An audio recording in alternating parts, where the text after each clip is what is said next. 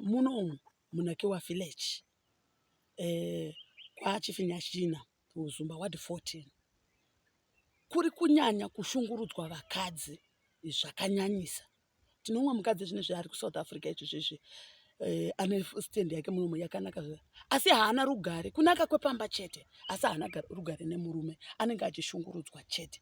Uyezve ine ndakamira panapa varume vazhinji munomu vakandivenga, vana atete vakandivenga nembosva kuti ndinomirira vakadzi kuti vasaita sei vasashungurudzwa, asi ndisina kwekuzoona kuti ndisvitsewo nyaya dzacho because handina mukana kuzwa kuti ndonyasa kuenda kupi kwekuti timiririrwo sevakadzi, asi vakadzi vazhinji kunoko vari kushungurudzwa. Uyezve nyaya yechivanhu cheche chekuti ukanetswa nemurume unoenda kwaatete kwaasekuru ndoimwe nyaya yauraya vakadzi vazhinji nekuti hautenderwi kana ukaenda kupolisi yatova mhosva kunzi wandomhan'ara.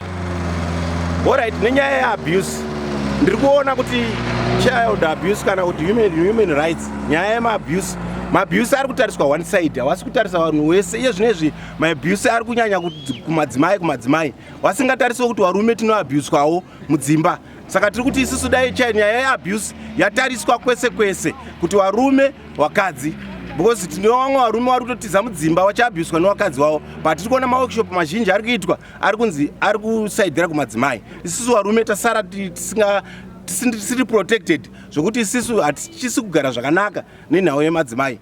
Mutemo wawandira kumadzimai. Mungapere mufananidzo wemurume ari kuabuswa nemukadzi? Ya muenzaniso urimo. Tiri muno muZumba Maramba-Pfumwe. Tiri muno muZumba Maramba-Pfumwe. Tine murume handichamutaura nezita rake, Sabhuku wemunharaunda munomu akatotiza pamba pake akagara kune rimwe kwambuya wake. Nanhasi izvezvi akatobva pamba ipapo akatotiza haasi kuzikana kuti ari kupi. Atandaswa nemukadzi, akapiwa gupuro nemukadzi kuti iwe chibva pano. Iye akabva pamba, mukadzi akasara aripo. Saka kushungurudzwa kwakanyanya ikoko kuti murume anobviswa pamba nemukadzi oenda kunogara pane imwe nzvimbo padhuze neipapo, asi achitadza kunogara pamba pake. Nyaya iyoyo haina kutariswa zvichienzaniswa kunzi mukadzi, zvakangotariswa kuti hazvina kufanike matasiro azvinoitwa kuvakadzi. Dai akanga ari mukadzi zvaitariswa kupfuura ipapo, but apa hazvina kutariswa. Sabhuku uyu nanhasi haapo pamba pake, akatobva zvachose.